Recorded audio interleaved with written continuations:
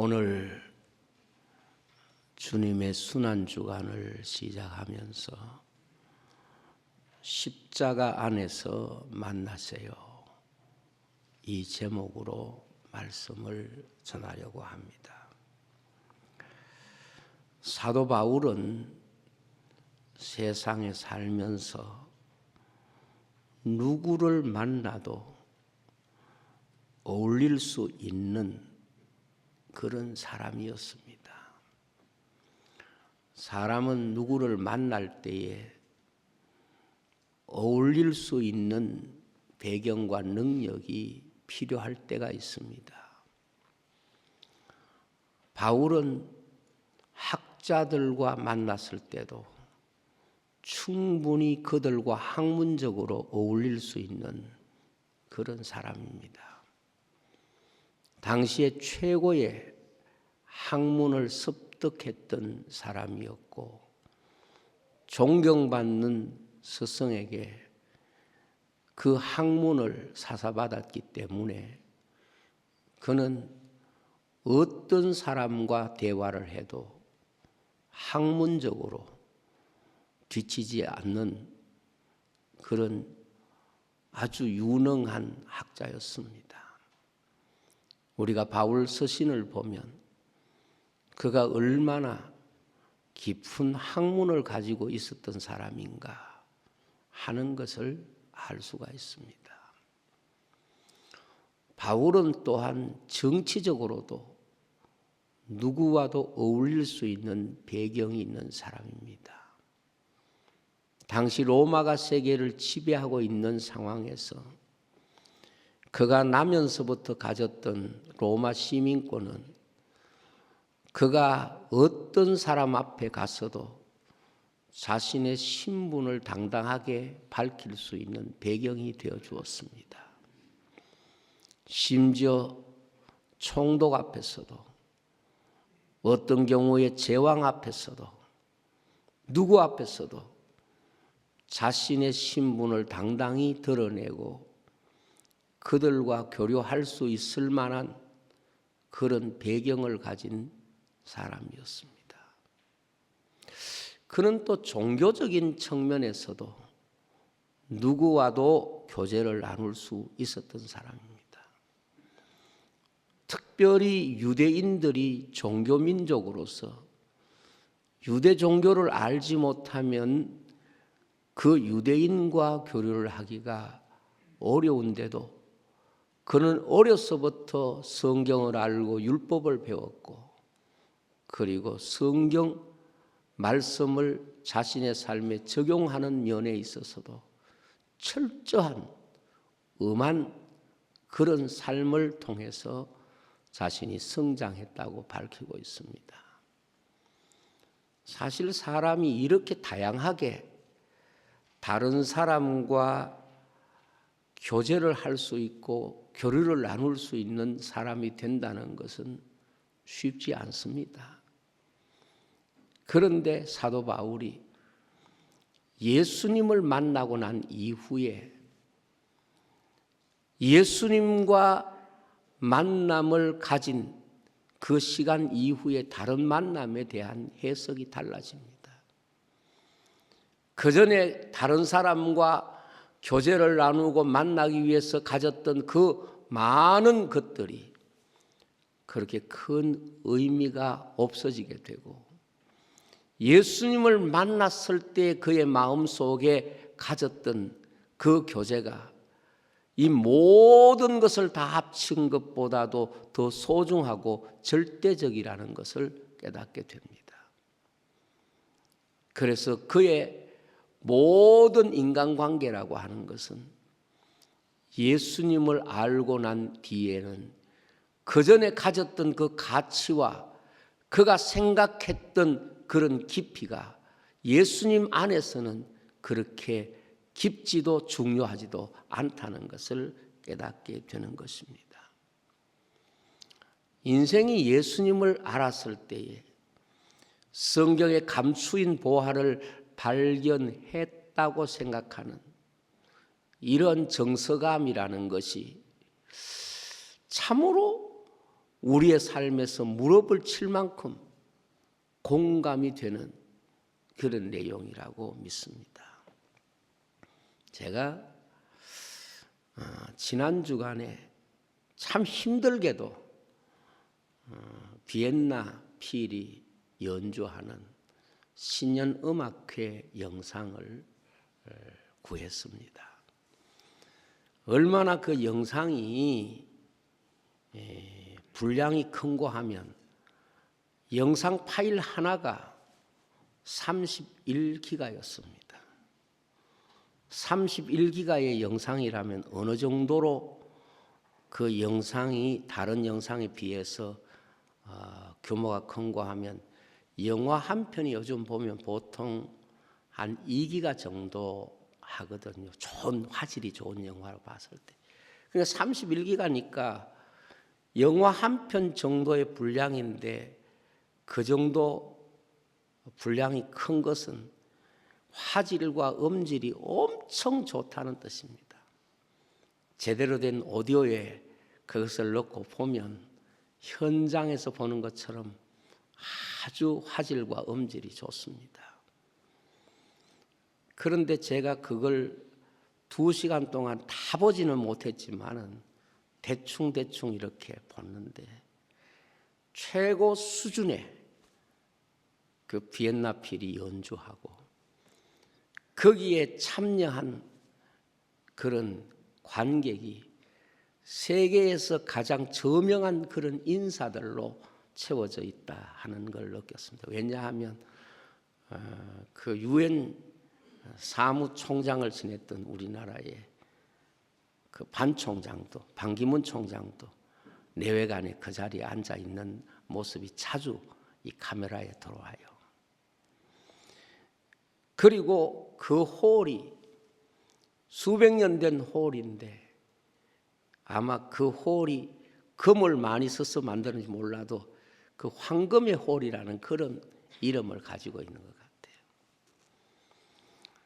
아마 그 티켓 하나 구하는 것이 지금 젊은 사람들 표현으로 말하면 가문의 영광일 수도 있고 그 자리에 가가지고 그 실제에 연주하는 소리를 듣는다면 그 사람은 일생 동안 기억에 남을 만한 그런 영광이라고 생각할 수도 있겠죠. 그런데 말이지요. 저는 찬양 영상을 이번에 번역하고 만들어가는 과정에서 분명히 그것은 세계 최고의 수준의 악단이 세계 최고의 연주를 보여주는 장면임에 분명하지만은 찬양을 알고 나면 찬송의 영감과 기쁨을 알고 나면 그것은 별것 아니구나.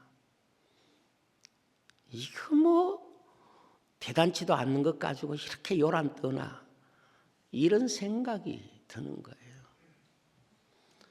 저는 제 마음속에 클래식을 좋아하는 마음이 있기 때문에 어지간하면 그것이 나쁘다 그렇게 말하고 싶은 마음은 없지만은 찬양을 드리는 영광에 비하면 정말 아무것도 아니구나. 이 모든 것을 다 2시간 동안 합쳐도 찬송 한 장이 주는 기쁨과 풍성함을 누리게 하지는 못하는구나. 이런 것을 마음에 너무 절실하게 느꼈습니다. 여러분, 저는 바울의 이 마음을 느끼겠어요. 정말 예수님을 만난 사람은, 정말 십자가를 경험한 사람은 세상의 그 어떤 것이라도 그것이 주는 영광과 좋기 비교할 수가 없는 거예요. 목회를 하면서 많은 사람들을 만나게 되지만은 만남 뒤에는 만남의 느낌이라는 것이 남아 있습니다. 어떤 만남은 실제적으로는 즐거운 시간 보내고 행복한 시간을 보냈는데 만나고 난 뒤에 만남의 느낌은 불편한 경우가 있고요. 어떤 만남은 만남 자체는 힘들고 어렵고 고난스러웠지만은 그 만남 때문에 남아있는 느낌은 굉장히 감사가 되는 경우가 있습니다. 특별히 우리 성도에게는 어떤 만남 뒤에 영적인 느낌이라는 것이 항상 있습니다. 세상적으로 볼 때는 대단해 보여도요, 영적인 느낌은 거의 느껴지지 않는 일들이 있고, 세상적으로는 아무것도 아닌 것 같지만은 영적인 느낌은 대단히 풍성하고 풍부한 그런 만남이 있을 수도 있습니다. 그것이 바로 그 일과 우리의 영혼이 혹은 우리의 믿음이 반응하는 것이라고 볼 수도 있습니다. 사람이 아무리 힘든 시간을 보내고 나서도 하나님을 기쁘시게 했다는 느낌이 그 마음속에 남아있으면 그 일은 그 사람에게 있어서 힘들었는지 몰라도 감사로 남아있게 됩니다. 그러나 사람이 아무리 자기 하고 싶은 일을 다 하고 자기가 원하는 것을 다 이루었다고 하더라도 내가 하나님을 기쁘시게 했다는 느낌이 마음속에 남아있지 않으면 그 사람의 마음속에는 소외감과 외로움으로 그 일이 기억되는 것입니다. 오늘 현대인들의 마음에 외로움이 뭐라고 생각합니까? 현대인들의 마음속에 목마름이 무엇이라고 생각합니까? 없어서가 아니고 부족해서가 아니고 너무도 분주하게 살고 있지만은 그 일을 느끼는 느낌 속에는 영적인 것들이 너무도 고갈되어 있기 때문에 그 일에 자신이 지쳐가고 시달려가고 그리고 자기 자신에게 대하여 감사를 잃어버리게 되는 것입니다. 사람들을 만나서 대화를 해보면 사람들은 다른 사람 때문에 이 사람 때문에 이런 일 때문에 내가 힘들다고 말하지만 제 자신의 판단과 느낌으로는 사람들의 대부분은 스스로에게 시달리고 있구나, 자기 자신에게 시달리고 있다는 느낌을 가질 때가 참 많습니다. 그리고 이런 것들이 오늘 사람들에게 너무도 일반화되어 있다는 느낌을 가질 때가 있습니다. 우리가 영적으로 사람을 보면 사람을 만나고 났을 때 이 두 가지로 느낌이 나누어질 수 있다고 봅니다. 첫째는 어떤 사람을 만났을 때에 나는 이 사람처럼은 안 살아야지, 이 사람처럼 내가 살면 큰일 나겠구나, 이렇게 느껴지는 느낌이 있고, 어떤 사람을 만나면 그 사람이 나보다 잘 사는 것도 아니고 나보다 훌륭한 것도 아니지만 나 꼭 이 사람처럼 살았으면 좋겠다, 이 사람 같은 마음을 가졌으면 좋겠다, 이 사람과 같은 모습으로 살았으면 좋겠다, 이런 생각을 할 수가 있는 것입니다. 어떤 목사님이 굉장히 신실한 신도를 자기 교회에서 만났습니다. 그 성도는 특별할 것이 하나도 없는 가장 평범한 그런 여성도였습니다. 남보다 부자도 아니고 남보다 똑똑한 것도 아니고 그렇다고 해서 집이 좋은 것도 아니고 남들보다 특별히 잘생긴 것도 없고 그야말로 모든 사람 속에 섞어 놓으면 그냥 그 사람처럼 보이는 보편적인 사람이었습니다. 그런데 이분은 남들이 볼 때에 오버한다고 느낄 만큼 감사하며 사는 거예요. 남들이 볼 때에 무언가 과장되어 보일 만큼 행복하게 그렇게 자기 자신의 삶을 사는 거예요. 그 사람이 보는 많은 사람에게 늘 고맙게 생각하고 감사하게 생각하고 그렇게 사는데, 그런 분이니까 목사님에게 대해서도 늘 좋은 생각을 갖고 사는 거예요. 목사님 말씀 전해주셔서 감사합니다. 오늘 은혜 받았습니다. 이렇게 늘 목사에게도 고마움을 표시하는 거예요. 그래서 이분이 믿음이 충만하니까 내게 이렇게 또 느끼고 은혜 받는구나. 목사도 감사하지요. 그런데 조금 어떤 때는 이게 뭐지? 이런 생각이 들 때가 뭔가 하면 목사가 설교한 주제와 다르게 느끼고 있다는 거지요. 그 주제가 뭔가 하면 항상 오늘 목사님 말씀을 듣고 주님 생각났어요. 오늘 목사님 말씀 듣고 십자가가 깨닫게 됐어요. 그날 목사는 십자가를 설교한 것도 아니고 예수님에 대한 설교를 특별히 강조해서 한 것도 아닌데 그렇게 느끼고 있다는 거죠. 그런데 이게 뭐지? 너무 타성에 젖어가 십자가 예수님 이름을 마구 사는 건 아닌가 이런 생각을 할 수 있잖아요.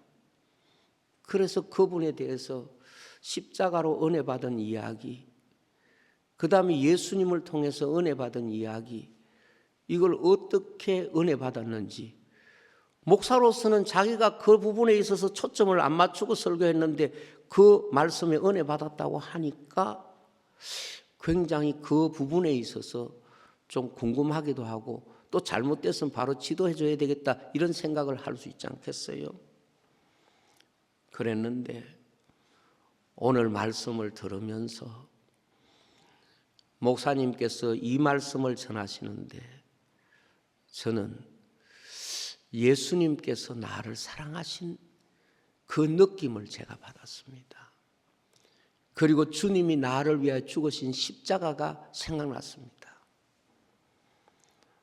그때 목사님은 비로소 이걸 깨닫게 되었다고 그래요. 이분이 평소에 항상 십자가를 생각하고 있으니까, 항상 예수님을 생각하고 있으니까 자신이 말씀의 빛을 조금만 비추어 줘도, 말씀의 빛을 그분의 마음에 조금만 비추어 줘도 자기 자신이 사랑하고 있는 그 예수님, 자기 자신이 늘 붙잡고 사는 그 십자가가 느껴지고 보여지는구나. 그것을 깨닫게 됐다는 거예요. 그러면서 십자가에 관심 없는 사람, 예수님과 관심 없는 사람은 아무리 십자가 설명해주고 예수님 이야기하고 예수님에 대한 말씀을 해도 예수님의 사랑에 대해서, 십자가의 은혜에 대해서 설명해 주는 것으로 깨달아지는 게 참 아니구나, 어려운 것이구나. 그런데 본인이 정말 늘 주님의 십자가 생각하고 주님 사랑 감사하면서 살면 무슨 이야기를 이렇게 들어도 그것이 주님의 십자가와 주님의 사랑에 대한 어떤 모습으로 자기 마음속에 깨달아지고 느껴진다는 것을 목사님으로서 알게 되었다는 것입니다. 그래서 그 목사님의 마음속에는 항상 그분이 어떤 상황 속에서도 주님을 통하여 그걸 느끼려고 하고, 그 상황을 통하여, 십자가를 통하여 그것을 자기 마음속에 받아들이려고 하다 보니까 다른 사람보다 동일한 상황을 겪으면서도 훨씬 더 주님이 그에게 가르쳐 주시는 메시지가 있구나 하는 걸 깨닫게 되었다는 거예요.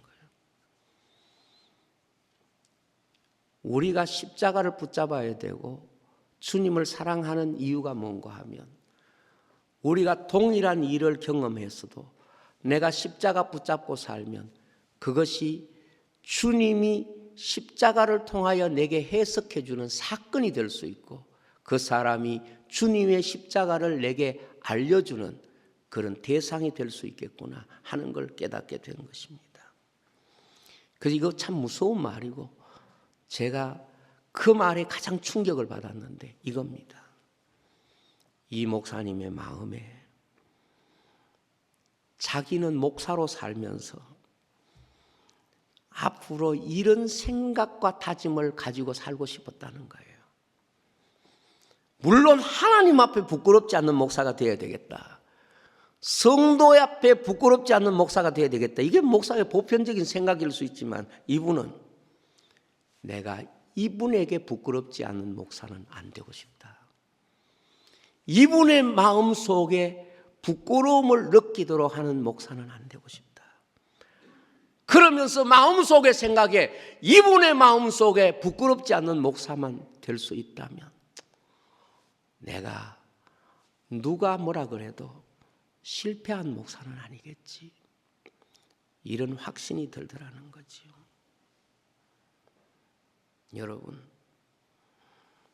우리 인생이 자기 삶에서 발견한 가장 위대한 발견은 예수님이 누구신가를 아는 것이고 또 그것이 십자가에 대한 해석이 내 속에서 이루어지는 것입니다. 우리 신앙인의 가장 위대한 사건이 무엇이겠습니까? 십자가가 사건으로 내게 경험되는 것입니다. 십자가가 내게 사건으로 경험될 때에 그냥 십자가가 아니라 그 십자가가 내 모든 삶을 해석하는 놀라운 힘과 권세를 가지게 되는 것입니다. 그리고 그러한 사람의 위대함은 자신의 삶에서 주님의 십자가를 보여주는 이런 삶을 살게 되는 것입니다. 예수님의 제자들을 여러분 보시면 한결같이 교회가 된 그 사도들의 삶은 한결같이 자기를 보여준 사람들이 아니라 자신이 믿는 그 예수 그리스도, 자기 자신의 마지막 죽음까지도 십자가를 해석하기 위하여 자신의 남은 모든 삶을 드렸던 사람들인 것입니다. 한 인생에게 있어서 가장 위대한 신앙적인 사건은 자신에게서 십자가의 이야기가 자신의 이야기를 통하여 해석되고 자신의 이야기가 십자가를 통하여 이 땅에 나타나는 것입니다. 신앙생활은 십자가가 내 삶에서 경험되는 것입니다. 십자가가 없는데 어떻게 인생이 주님을 따를 수 있고 십자가가 없는데 인간이 어떻게 하나님의 나라를 알 수 있고 십자가가 없는데 우리가 어떻게 내 자신을 알 수 있겠습니까? 기독교 영성은 십자가의 영성입니다. 그래서 예수님께서 누구든지 나를 따라오려거든 자기 십자가를 지고 나를 따라오느라고 말씀했습니다. 인간에게는 두 가지 삶의 방향성이 있습니다. 하나는 넓은 길이라고 하는 방향성이 있습니다. 여러분, 넓은 길은 그 길 곁에 우리의 육체가 요구하는 것들이 다 진열되어 있는 상점이 가득한 거리와 같습니다. 넓은 길은 내가 육체가 원하는 모든 것을 얻을 수 있는 길입니다. 그런데 그 넓은 길은 단 하나 십자가가 없는 길입니다. 예수 그리스도의 생명이 없는 길입니다. 좁은 길은 내 육체가 원하는 것은 아무것도 진열되어 있지 않는 그런 길입니다. 그런데 그 길에는 주님의 십자가가 있고 예수 그리스도가 있는 길입니다. 십자가를 경험하는 것이 무엇입니까? 넓은 길과 좁은 길의 다름을 내 삶 속에서 해석해내는 것을 말하는 것입니다. 넓은 길을 가는 사람은 계속해서 채우는 삶을 사는 거예요. 내가 원하는 것은 다 있는데, 다 가지는데, 그리고 마지막에 가서 다 뺏겨버리는 거예요. 좁은 길은 하나부터 열까지 계속해서 포기하는 거예요. 그리고 마지막에 가면 그에게 예수 그리스도가 자신의 구주가 되어주시고 하나님 나라를 그에게 주시는 것입니다.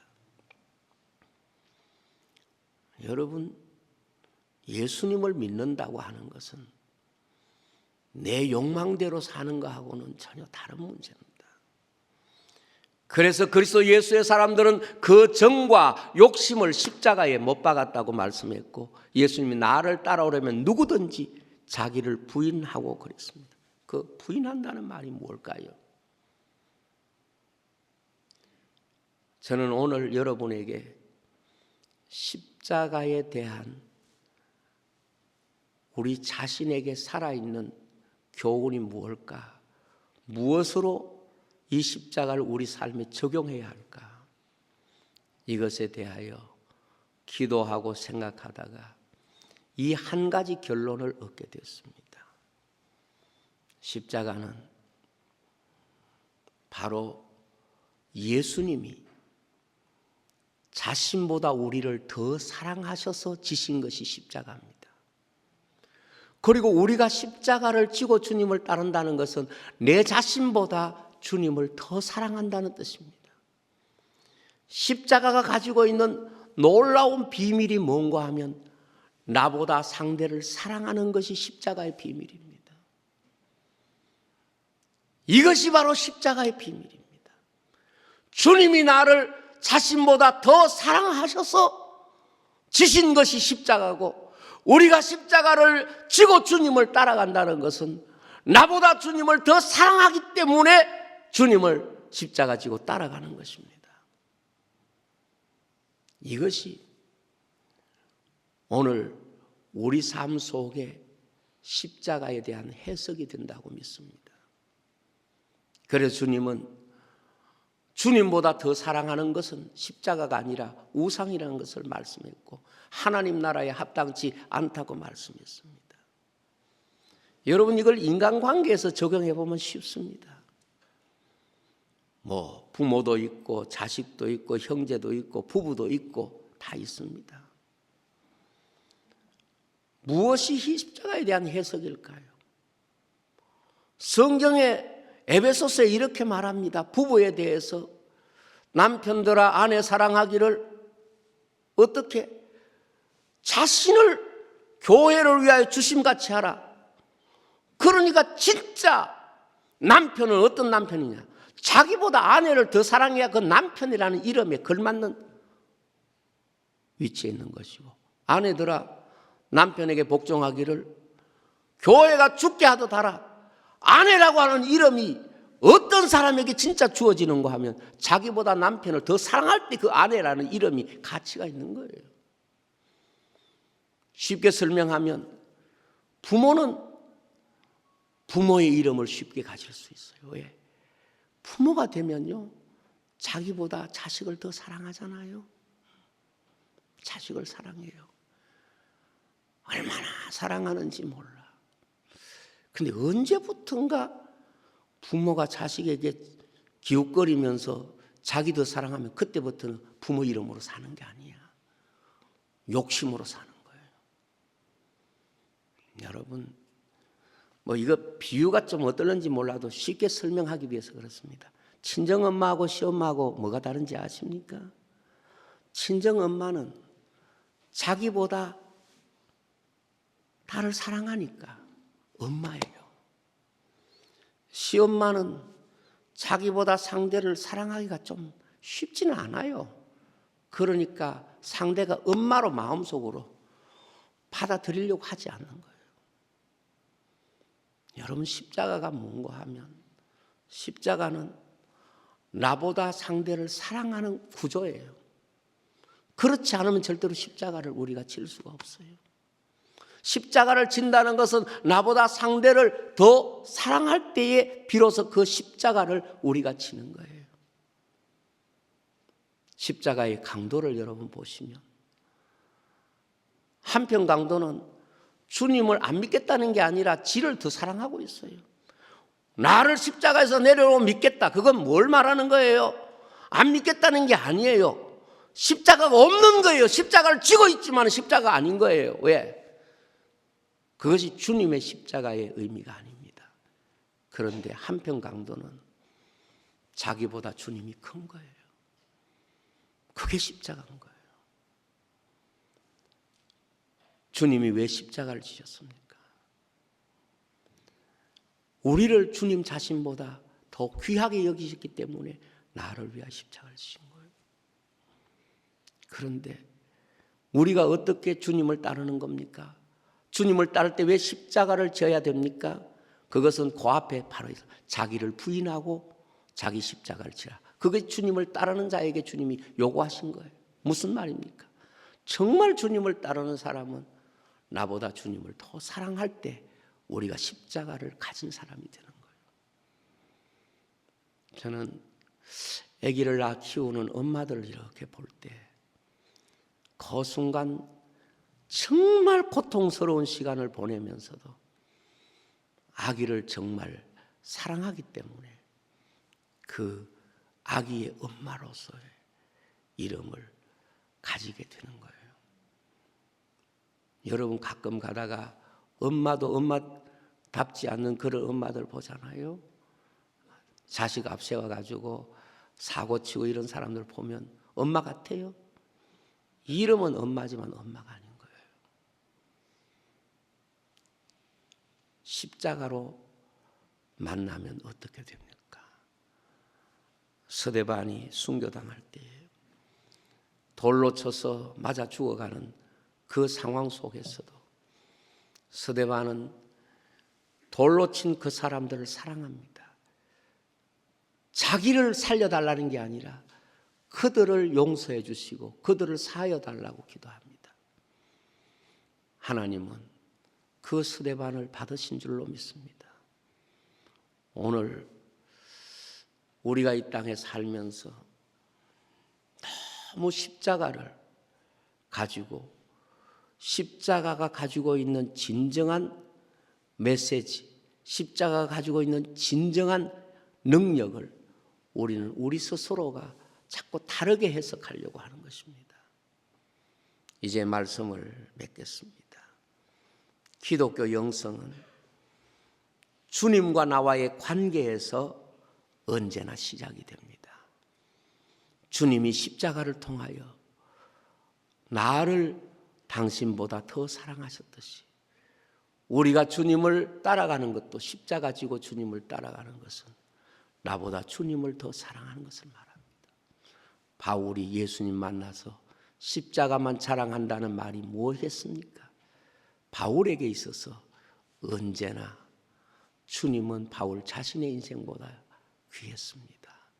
그래서 살든지 죽든지 먹든지 마시든지 다 주님의 영광을 위하여 하겠다. 이것이 바로 바울의 신앙의 고백이고 바울의 신학인 줄로 믿습니다. 여러분, 누구를 만나더라도 하나님, 나보다 상대를 더 사랑할 수 있는 마음을 주시고 나보다 더 상대를 사랑함으로써 볼 수 있는 눈을 열어주십시오. 이렇게 기도해야 합니다. 그래서 성경은 원수도 사랑하라고 하는 말씀이 무슨 뜻일까요? 오늘 우리가 누구를 만나든지 십자가를 통하여 그 사람을 볼 때에 비로소 우리는 주님이 복 주시고 은혜 주시는 인간관계의 축복과 은혜를 누리게 될 줄로 믿습니다. 기도하겠습니다. 아버지 하나님,